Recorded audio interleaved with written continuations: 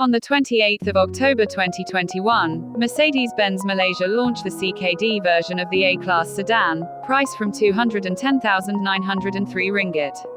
In this video, I will take you around the locally assembled compact sedan and walk along with the changes from the previous imported model. Sit back and relax, let's jump into the video.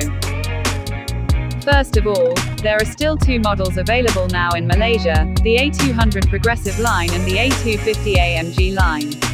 Both are now locally assembled in the Mercedes Malaysia Assembly Plant.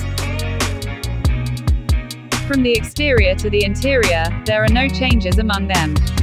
Compared with both CKD models and the CBU models, you'll only find three changes between them. Number 1. Tire changes. Mercedes-Benz Malaysia has changed the A200's tire from the run-flat tire to a regular tire. Besides that, now the A250 model gets a blind spot monitoring system as a standard feature. These are the only physical changes to the locally assembled A-Class sedan. The third difference from the imported sedan is its price.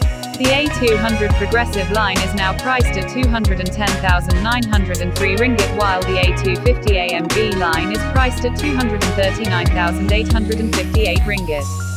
These figures are on the road without insurance, inclusive of the sales and service tax SST exemption until the end of the year, making it 11,000 ringgit and 19,000 ringgit cheaper than the imported model. With the tax included, the numbers go up to 219,888 ringgit and 249,888 ringgit respectively, which is 10,000 ringgit and 18,000 ringgit cheaper than the outgoing cars. As usual, a 4-year, unlimited mileage warranty is included with every purchase. The A200 sedan was powered by a 1.3-litre turbocharged 4-cylinder engine, pumping out 161 horsepower and 250 Nm. A 7-speed Dual-Clutch DCT transmission will deliver its power to the front wheels only. The A250 sedan was powered by a 2-litre turbocharged 4-cylinder engine, pumping out 221 horsepower and 350 Nm.